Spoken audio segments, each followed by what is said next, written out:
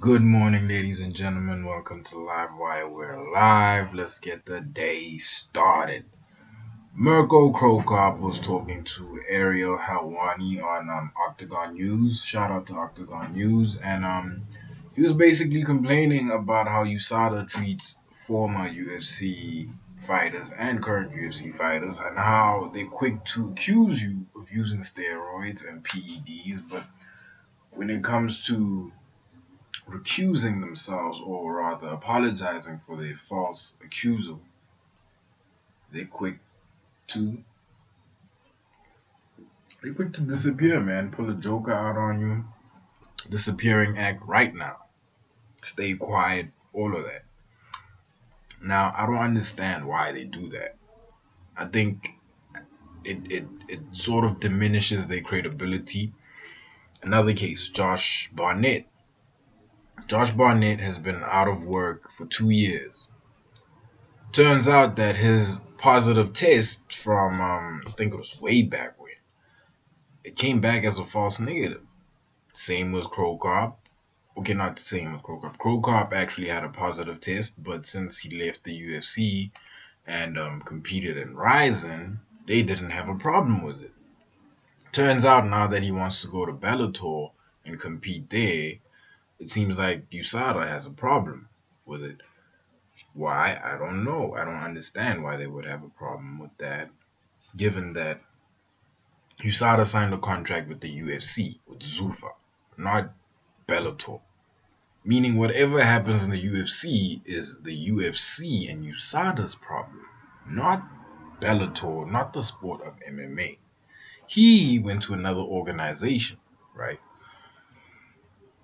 And it just so happens that this organization they not associated with USADA like that. He doesn't have a state case with his PED test, so Rules for a Japanese guard. Who did you say? Pride rules. Paid rules. Pride rules. Pride. You're, Pride rules. you're killing me over there, Braveheart. Josh Barnett and Mirko are both legends, and both of them had to adapt to this new USADA thing, despite the fact that it effed them over really bad. I mean, Josh Barnett has this wrestling gig in Japan, so I'm pretty sure that's been paying him, but he hasn't worked for 2 years purely because of this test.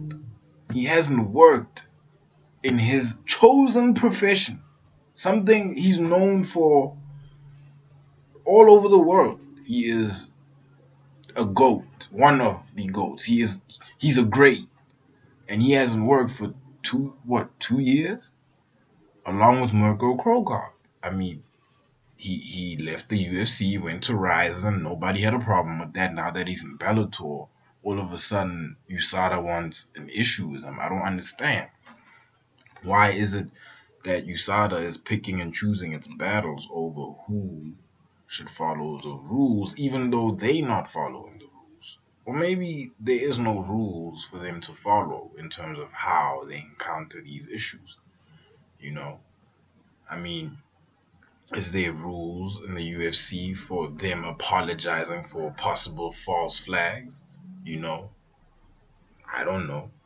I think the UFC should intervene. I think they should play the big brother role and come in and finally tell USADA, listen, I get we pay you to test these people to catch out the ones who are cheating.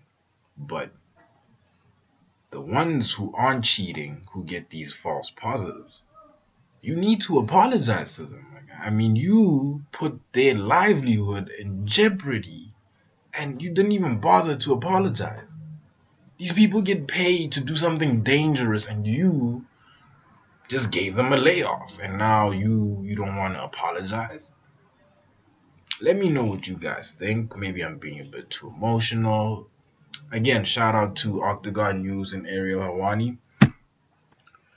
Like, comment, subscribe, and I am out.